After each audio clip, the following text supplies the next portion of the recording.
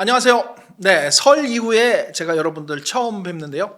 새해 더 복 많이 받으시고 또 가족 여러분들도 두루 평안하시길 진심으로 기원하겠습니다. 자, 올해 그 첫 번째 소식은요. 빅리그, 그러니까 프리미어리그 또 분데스리가 세리에 A에서 예상외로 부진한 그 세 팀에 대해서 한번 공통점과 차이점을 묶어보기 위해서 한번 오늘 시간을 마련했어요. 그래서 프리미어리그의 맨시티는 뭐 거의 한 달 전인가 제가 한번 장지현 위원님하고 한번 분석을 한 적이 있는데 다시 한번 소개를 해드리고, 그 다음에 이제 분데스리가의 보루시아 도르트문트, 그리고 이탈리아 세리에 A의 AC 밀란, 요 세 팀 1월 말 기준입니다. 이거 녹화 시점이 그 기준으로 예상했던 것보다 상당히 부진하기 때문에 이 팀들이 왜 부진한지 한번 그 분석을 한번 해보도록 하겠습니다. 네, 먼저 한번 표 보실까요? 세 팀을 정리를 했는데요. 맨시티는 중간 성적 승점 41점으로 4위입니다. 12승 5무 6패. 그리고 도르트문트는 분데스리가 현재 11위. 7승 5무 7패로 승점 26점. 그 다음에 AC 밀란은 이탈리아 세리에 A에서 9승 7무 5패로 승점 34점에 7위입니다. 그런데 이 팀들의 최근 5년 성적을 한번 볼까요? 밑에 표 보시면은 2019-20 시즌 이후 이렇게 돼 있죠. 세 번째 줄에. 맨시티는 2019년 20년 시즌에 2위를 했고 나머지 5년 동안은 다 1위를 했습니다. 도르트문트는 2, 3, 2, 2, 5. 물론 지난 시즌에 좀 아쉬웠지만 그래도 최근 5년 동안은 늘 2위, 3위권에서 아주 최상위권에서 머물렀던 팀입니다. 그리고 AC 밀란 2019-20 시즌 이후에 6, 2, 1, 4, 2. 2020-21 시즌 이후에는 늘 최상위권에 머물렀던 세리아에서 최상위권에 머물렀던 AC 밀란이에요. 그런데 이 팀들이 올 시즌 그 우승을 다툴 것이라는 예상과는 달리 상당히 그 부진한 모습을 보이고 있습니다. 전체적으로 한번 표를 보시면은 공통점을 여러분들이 한번 보실 수가 있어요. 맨시티나 도르트문트나 AC 밀란 득점 보시면은 2위, 7위, 9위 돼 있죠. 그리고 밑으로 내려가셔서 보시면은 뭐 볼 점유율, 패스 성공률, 또 슈팅, 유효 슈팅, 드리블 이런 부분들은 다 상위 리그에 각자 리그의 상위권에 랭크가 돼 있어요. 그런데 평균 실점이라든가 공중전, 또 태클, 인터셉트 뭐 이런 부분은 또 리그에서 하위권에 머물러 있습니다. 이게 뭐냐? 결국은 그 볼 점유율을 높게 가져가고 또 공격도 많이 하지만은 수비의 문제, 그리고 공중전 또는 이런 그 터프한 몸싸움 이런 쪽에 좀 자기 희생적인 플레이가 다른 팀보다도 좀 각 리그에서 최상위 1위, 2위를 달리는 팀들에 비해서 그런 자기 희생적인 점이 많이 부족하다. 이렇게 볼 수가 있습니다. 이런 뭐 기록적인 것만 보지 않더라도 여러 가지 그 올 시즌의 그 문제점들이 여러분들은 뭐 축구를 늘 보시는 분들이시니까 충분히 느끼셨을 것 같습니다. 그래서 보면은 경기 성적적으로는 그런 면이 있었고요. 그 다음에 이제 그 감독의 어떤 전술 문제, 그리고 이 팀들의 유난히 부상 선수들이 많았어요. 부상 선수들이 많다 보니까 선발 멤버가 이게 좀 고정이 안 되고 자주 교체가 되고 넣어야 될 시점에 또 선수 타이밍에 그 어떤 적절한 선수 기용이 안 되고 뭐 이런 여러 가지 측면이 있고, 보시면은 아까 그 제가 표를 보여드렸지만 점유율이 굉장히 높은 팀들, 이 팀들이 각 리그에서 뭐 거의 점유율이 거의 최상위권이거든요. 슈팅도 많이 합니다. 상대 팀이 결국은 하프라인에서 강한 압박을 하나 아니면 아예 내려앉아서 버스 2대를 세우든가 하여튼 해서 상대가 수비를 강화하면서 역습을 치는 전술을 많이 사용을 하고 있는데 거기에 결정적인 순간마다 당한 측면들이 공통적으로 있습니다. 그렇기 때문에 전반적으로 선수 구성은 정말 그 리그에서 최상위권인 이 세 팀들이지만 성적이 안 나오고 있다, 이런 얘기를 드릴 수가 있어요. 사실 여러분들 이 맨시티나 도르트문트나 AC 밀란 각 리그에서 전통의 최고 명문 팀임들과 동시에 우리나라에도 이 팀들의 팬들이 많이 있고 이 팀들도 상당히 월드와이드하게 팬을 많이 가지고 있는 팀이에요. 물론 뭐 바이에른 뮌헨이라든가 레알 마드리드, 바르셀로나, 뭐 맨유, 뭐 리버풀 요런 팀들에 비해서는 인기도가 조금 떨어질 수는 있지만 그 팀들을 제한 나머지 팀들보다는 요 도르트문트나 AC 밀란이나 맨시티 좋아하는 팬들이 굉장히 많아요, 전 세계적으로. 그래서 이제 관심도가 높고 집중도가 높고 명문 팀인데 작년까지도 잘했는데 왜 이렇게 못하지? 이러한 그 아쉬운 소리들을 팬들이 많이 했어요. 어쨌든 그 제가 말씀드린 전술상의 문제, 또 상대 팀에 대한 어떤 그 전술 대비의 문제, 부상, 감독의 전술 능력, 응용력, 뭐 통솔력 여러 가지 면에서 조금 아쉽고 문제가 나오면서 성적이 조금 예상했던 것보다는 많이 부진한 그런 면을 보이고 있습니다. 특히 여러분 그 맨시티는요, 잘 아시다시피 시즌 열리기 전에 유럽의 거의 모든 도박사들이 그냥 압도적으로 우승할 것이라고 도박사들 그 배당률이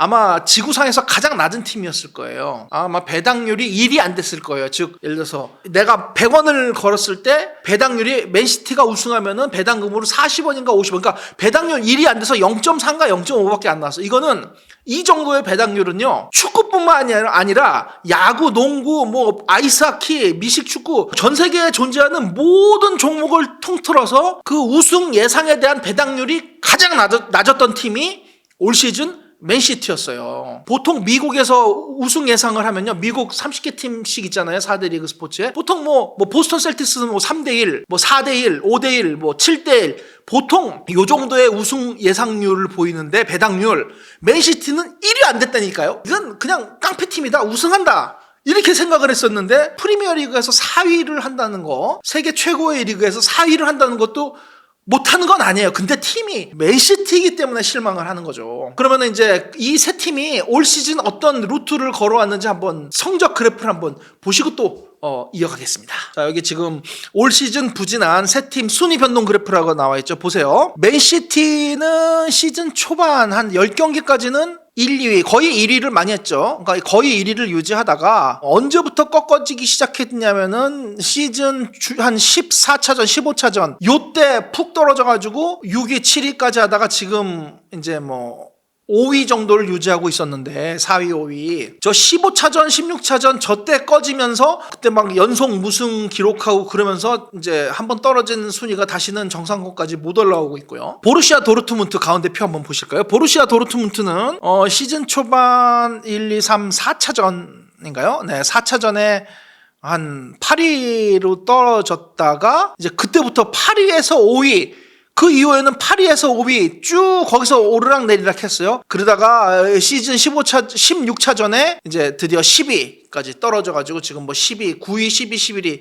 지금 여기서 이제 머물러 있고요. 자, AC 밀란 한번 볼까요? AC 밀란은 첫 세 경기에 아주 굉장히 경기력이 안 좋았는데 이제 6차전에 승리하면서 잠깐 1위까지 올라갔었죠. 그러나 다시 하강 곡선을 그려서 리그 9차전, 10차전부터는 이제 7, 8위 선, 6, 7, 8, 7, 8위 선에서 계속 머무르면서 지금 순위가 지금 유지가 되고 있습니다. 그래서 맨시티나 도르트문트나 AC 밀란이 그 시즌 초중반에 어떤 식으로 그 성적이 등락을 했는지는 조금씩 다릅니다만 이제 그 중반 이후에 넘어서서는 결국은 이제 맨시티는 4, 5위권, 그리고 보루시아 도르트문트 10위권, 밀란은 7, 8위권, 여기서 이제 계속 정체된 흐름을 보이고 있습니다. 제가 이제 여러분들 저랑 이제 그래프 한번 살펴보셨는데요. 엊그제 그 트레이드 데드라인이 끝나가지고 이제 겨울 이적 시장이 마감이 됐잖아요. 제가 이거 녹화하는 시점에는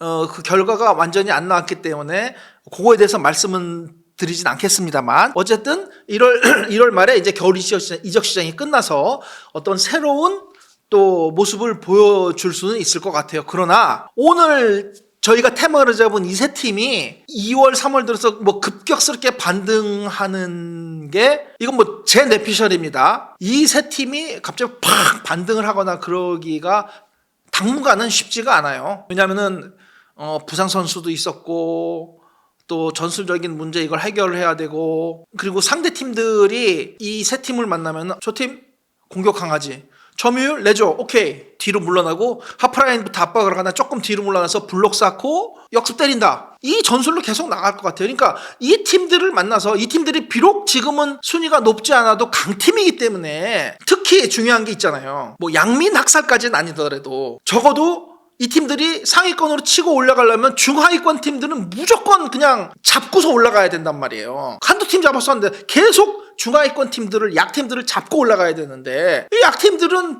뻔한 스타일의 경기로 나올 거잖아요. 여러분도 다 아시다시피, 아시는 것처럼. 그래서 의외로 쉽지 않다는 거예요. 맨시티는 EPL 우승을 노리기 위해서, 또 도르트문트와 밀란은 뭐 우승은 힘들더라도 최소한 챔스 진출권까지는 확보하기 위해서 순위 상승이 필요한데, 요번 2월 달에 이제 치러지는 경기에서 승률을 대폭 끌어올리지 않으면 3월 달 넘어가면은 그들이 목표로 하는 게 결코 쉽진 않을 것이다. 그래서 이번 2월 달이 정말 중요합니다. 자, 그러면은 요 세 팀의 한번 그럼 올해 전술 운영 스타일과 어느 선수가 잘했는지 한번 살펴보겠습니다. 자, 먼저 맨시티의 전술은 저 표의 왼쪽 하단에 보시면 맨체스터 시티스 스타일 오브 플레이, 그걸 보시면은요, 맨시티입니다. 올해 어떻게 경기를 했나? 숏 패스가 많았고요. 당연히 리그 최고의 포지션, 그러니까 점유율 축구입니다. 그리고 컨트롤 게임 디 오포지션 하프, 그러니까 상대방 경기의 주도권을 상대방 진영에서 많이 볼을 다룬다는 그런 얘기죠. 그리고 숏패스에 의한 중앙 돌파 공격이 많고요. 상대가 박스에 버스 2대를 세우면 또 이제 테이크 롱샷, 그러니까 중거리 슈팅을 아주 많이 사용을 했습니다. 이제 공격 쪽은 그런 강점이 보이는데 수비 쪽에 넌 어그레시브, 그러니까 좀 적극성, 투지를 보여주지 못하고 있다. 그 다음에 수비할 때 옵사이드 트랩을 좀 다른 팀보다 많이 사용을 한다. 그리고 제일 밑에 이게 굉장히 중요합니다. Rotate their first 11. 그러니까 그들의 선발 멤버가 자주 교체가 된다는 얘기예요. 이게 왜 그러냐면은, 여러분들 다 맨시티를 좋아하시거나 아니면 프리미어리그를 보시는 분들은 다 아시는 내용이지만 제가 짧게 설명을 드릴게요. 맨시티는 아마 올 시즌 5대 리그 여러 빅클럽 중에 부상 선수가 가장 많은 팀일 거예요. 크고 작은 부상으로 단 며칠씩이라도 빠졌던 선수 모두 한번 제가 읊어볼게요. 필포든, 케빈 더브라이너, 베르나르도 실바, 그 다음에 잭 그릴리시, 사비뉴, 누네스, 이런 선수들이 크고 작은 부상으로 짧게는 뭐 하루 이틀에서 길게는 뭐 한 달 이렇게도 빠졌고요. 아예 로드리 선수의 결장은 특히 가장 치명타였죠. 센터라인 윙 할 거 없이 이 선수가 빠지면은 다른 선수가 들어왔는데 또 다른 선수 보강되면 새로운 선수가 부상을 당하고 막 이러한 상황이 반복이 되다 보니까 가장 중요한 지적을 했어요. 저 후스쿼드닷컴에서 선발 11이 고정이 안 됐다, 그런 얘기예요. 여러분들 오른쪽 표에 보셔도요, 그게 나타나요. 각 포지션별, 저희 검은 바가 포지션을 나타내는데 각 포지션별로 선수들이 많이 나열이 돼 있잖아요. 저게 무슨 의미냐? 그 포지션에 이 선수 저 선수가 마구 들어왔다는 얘기예요. 이상적이면은 각 포지션별로 선발 멤버, 그 다음에 중요한 백업 멤버 있고 한 서너 명, 그러니까 중앙 수비는 DC, 중앙 수비는 예를 들어서 지금 아칸지, 디아스, 아케, 그바디올, 스톤즈 이렇게 있는데, 저 선수 명단이 길게 많다는 것은 부상 선수가 많아서 어쩔 수 없이 로테이션을 많이 돌렸다는 얘기예요. 그 다음에 이제 도르트문트 한번 보겠습니다. 도르트문트의 플레이 오브 스타일을 보면은 역시 포제션, 점유율에 의한 축구, 역시 짧은 패스를 많이 구상을 합니다. 그리고 스루볼 공격이 많고, 이 도르트문트는 맨시티하고는 달리 어그레시브하다고 그랬어요. 굉장히 적극적이고 수비를 할 때 터프하게 하는 면이 있습니다. 그 다음에 옵사이드 트랩을 자주 사용을 하고, 여기도 로테이트 their first 11 이렇게 되어 있네요. 도르트문트도 역시 부상이 많습니다. 이 팀도 역시 로테이션을 많이 가져가게 됐습니다. 도르트문트는 그런 와중에 다이렉트 프리킥이라든가 측면 공격, 그 다음에 개인기에 의한 돌파 등 여러 가지 측면에서, 공격적인 측면에서는 역시 분데스리가에서 상당히 정상권에 있는 건 맞는데, 이 팀도 역시 부상의 문제가 있다. 공격을 많이 한 데에 비해서 성적, 이 실속은 별로 없었던 팀이 바로 이 도르트문트다, 이렇게 말씀을 드릴 수가 있습니다. 여기 특히 이제 보시면은 오른쪽 표 보세요. 중간쯤에 MC, 검정색 바에 MC라고 있죠. 이게 센트럴 미드필더인데, 센트럴 미드필더 보세요. 브란트, 자비처, 크로스, 그 다음에 여러 선수, 엠레 잠부터 해가지고 하나, 둘, 셋, 넷, 다여, 일곱, 여덟, 9명이 이 포지션에 기용이 됐고, 율리안 브란트가 7경기로 제일 많이 뛰었지만은 나머지 선수도 다 조금씩 뛰었어요. 저게 뭐냐, 중앙 미드필더가 주축 선수들이 부상을 당했을 때도 있고, 또 감독이 전술적으로 마음에 안 들어서 마구 기용을 하다 보니까, 여러분들 잘 아시잖아요. 중앙 미드필더는 팀의 기둥인데 골격이잖아요. 그 골격이 흔들린 거예요. 그래서 도르트문트가 지금 현재 10위, 11위까지 떨어져 있고 충분히 우승을 노려야 할 그런 팀인데도 불구하고 너무 부진해서 지금 도르트문트 팬들이 안타까워하고 있습니다. 어쨌든 맨시티와 똑같아요. 부상의 이슈, 그리고 전술의 문제, 그리고 어떤 결정력의 문제, 이러한 것들이 나타나고 있다, 이렇게 보시면 되겠습니다. 그리고 이제 AC 밀란 한번 보실까요? AC 밀란은 앞서 말씀드렸던 맨시티나 도르트문트에 비해서는 선수 기용폭, 그러니까 선수 기용폭이 좀 적습니다. 그건 뭐냐면은 11이 좀 고정이 돼 있다. AC 밀란도 일부 선수의 부상 이슈는 있었지만 맨시티나 도르트문트에 비해서는 상대적으로 적었다, 이렇게 말씀을 드릴 수가 있어요. 그리고 이제 그 AC 밀란 그 경기 스타일 한번 보시면요, 스루볼 공격력이 많고, 그다음에 중앙 돌파, 그다음에 중거리 슈팅이 많고요.